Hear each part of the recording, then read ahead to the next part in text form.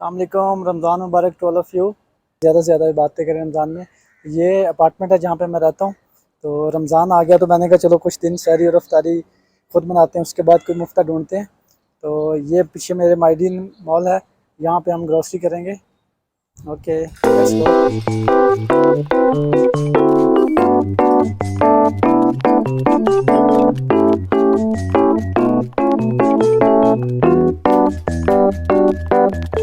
नाज़रीन, आप देख सकते हैं कि रमज़ान की आमद के साथ ही हर जगह पे प्रोमोस लग गए हैं और साथ ही मेरी नज़र पड़ी तो एक प्यारी सी बच्ची डांस करती हुई नज़र आई। हैरानी हुई कि हमारे पाकिस्तान में अगर बच्चों को साथ ले जाएं तो वो तो रोना बंद नहीं करते, और ये हैं कि कैसे खुशी से झूम रहे हैं। तो कुछ को तो हमने बुलाने की नाकाम कोशिश की, तो लेकिन उन्होंने हमें मुँह नहीं लगाया। खैर, यहाँ पे मज़ीद टाइम ज़ाया किए बगैर हम ऊपर फर्स्ट फ्लोर पे चले गए, जहाँ पे माइडियन मॉल वालों ने लिखा हुआ था कि वाई पे मोर। बिल्कुल सही कहते हैं, क्योंकि इन्होंने काफ़ी सारी चीज़ों पे प्रोमो लगाया होता है, यानी कि चीज़ें सस्ती की होती हैं और सही वाली सस्ती की होती हैं। इसी खुशफ़हमी में हमने आगे बढ़ते हुए मॉल का नज़ारा किया और आगे देखा कि रमज़ान बाज़ार लगा हुआ है, जहाँ पे डिफरेंट किस्म की वैराइटीज़ के खाने मौजूद हैं, जिसमें ट्रेडिशनल मलेशियन खाने भी थे। खैर, हमने इसको सोचा कि बाद में देखेंगे और मज़ीद टाइम ज़ाया किए बगैर हमने आगे इंटर होने की कोशिश की। हम आगे बढ़े हैं तो मैंने अपने आप से कहा, दाएँ मुड़। दाएँ मुड़ते ही मुझे कुछ बकेट्स नज़र आईं, जिसमें से मैंने एक अदद बकेट उठाई और उसको सीधा किया, और पीछे आने वाली भाई की सुरीली सी आवाज़ को मैंने थम्स अप करके अप्रिशिएट भी किया। स्टाइलिश अंदाज में घुमा के रेस पे पाँव रख दिया और 400 नज़र घुमाई और देखा हर चीज़ पे डिस्काउंट लग गया, और वो भी पाकिस्तान वाला डिस्काउंट नहीं, असल वाला। पाकिस्तान में रमज़ान शुरू होता है, हर चीज़ें डबल ट्रिपल हो जाती हैं और कर्जा फिर भी कम नहीं हो रहा। खैर, ये रोने धोने तो पाकिस्तान में चलते रहेंगे। तो जनाब, सबसे पहले उस चीज़ पे नज़र पड़ी जिसके बगैर अफ्तार अफ्तार नहीं लगता, यानी कि खजूरें। जी, रंग बिरंगी पैकिंग में मलबूस ईरानी, अफ़गानी, पुरानी, यूनानी सारी खजूरें नज़र आईं। तो देख के फ़ैसला इंतहाई मुश्किल हो रहा था, क्योंकि सारी बहुत ही अच्छी लग रही थी।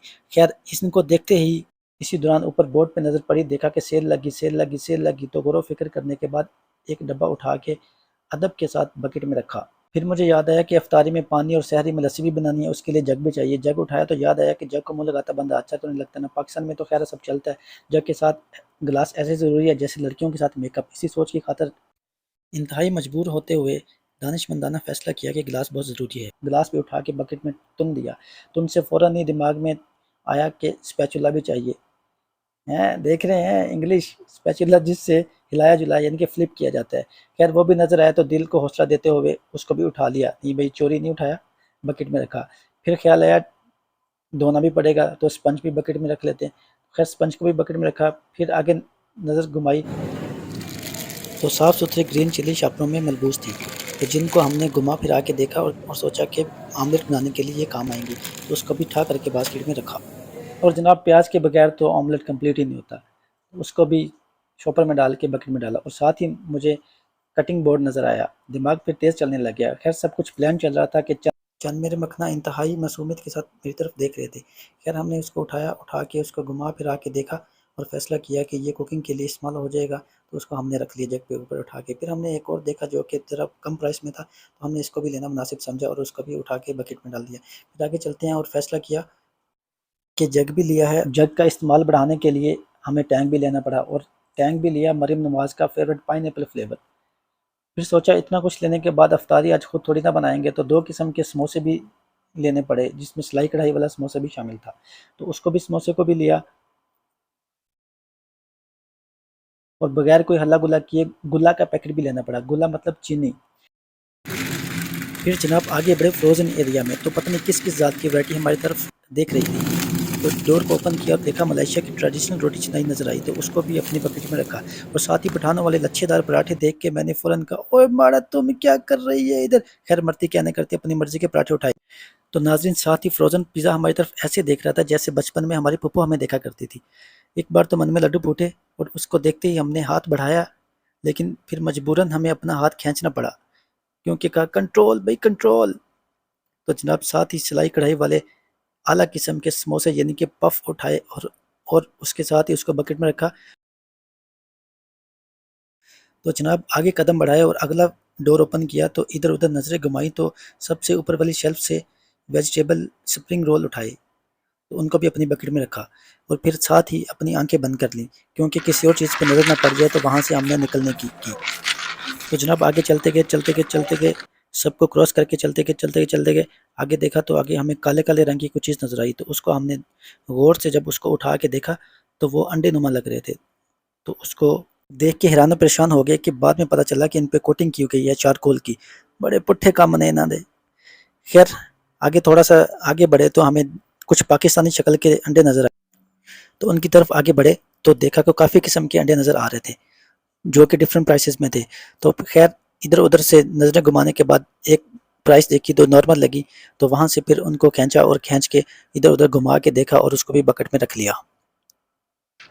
वहाँ पे खड़े-खड़े अम्मा की आवाज़ आई कान में कि बेटा दही लाज़मी खाना सहरी में, भूख नहीं लगेगी। खैर अम्मा का फर्माबरदार बेटा होने के नाते दही को तलाश किया और क्या देखा जनाब, वहाँ पे इतने-इतने फ्लेवर्स थे कि मैं खुद कन्फ्यूज़ हो गया। क्या स्ट्रॉबेरी, वनीला, चॉकलेट्स, हर फ्लेवर में दही था। खैर यहाँ पे बिल्कुल अलग ही माहौल था, जिसे देख के मुझे अपनी पाकिस्तानी ख़वातीन याद आ गईं, जो कपड़े की हर शॉप पे जाके कहती हैं, इस रंग में कोई और डिज़ाइन दिखा दें और इस डिज़ाइन में कोई और रंग दिखा दें। उसी तरह से यहाँ पे हर तरह की रंग-बिरंगी वैरायटी थी। खैर वो कहते हैं ना, ना दूध ना दही एवं यहीं-यहीं।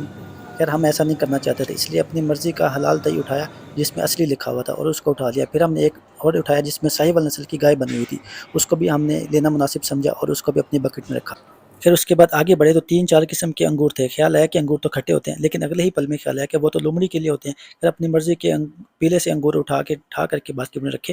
फिर आगे देखते हैं, क्या देखते हैं जनाब कि इतने काले-काले और गोल्डन कलर के केले थे कि उनको देख के ऐसे लग रहा था जैसे ये वेस्ट इंडीज़ से आए हैं।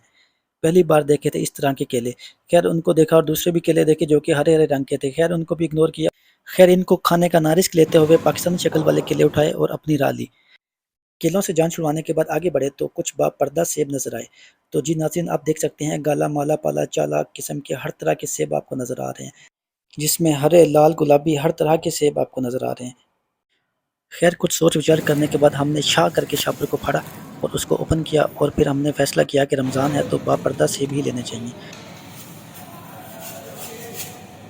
खैर जी नाज़रीन आप देख सकते हैं कि यहाँ पे हमने कुछ ज़्यादा टाइम लगाया, क्योंकि सेब बिल्कुल अच्छे-अच्छे देख के लेने थे। तो फिर हमने उनको हर तरफ से सेब को देखा और उसको शॉपर में डालते गए, और कुछ सेब को तो हमने बेआबरू भी किया और उनके जो कवर है उनको उतार के शॉपर में डाला। इन एप्पल्स को मैं बहुत गौर व फ़िक्र से डाल रहा था, क्योंकि हमने सुना है ना, an apple a day keeps the doctor away.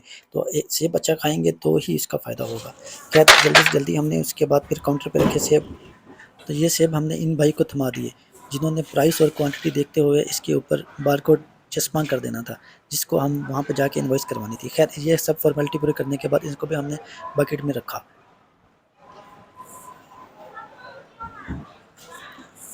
जैसे ही वहाँ से पलटे तो आगे भाई चिकन नज़र आया, हालाँकि बर्फ़ में लगा हुआ था, फिर भी आग लगी हुई थी भाई, अन्नी पई हुई, पता नहीं क्यों इतनी प्राइसेस बढ़ाई हुई थी इन्होंने।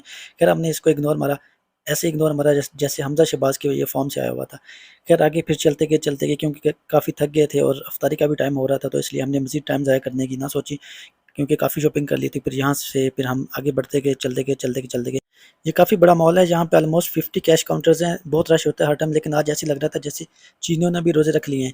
खैर हमने काउंटर ढूँढा और कार्ड के थ्रू पेमेंट की और उस कूचे से निकलने की फ़ौरन से, क्योंकि टाइम काफ़ी हो गया था। जी नाज़रीन ये थी रमज़ान के लिए ग्रोसरी। अब हम वापस जा रहे हैं।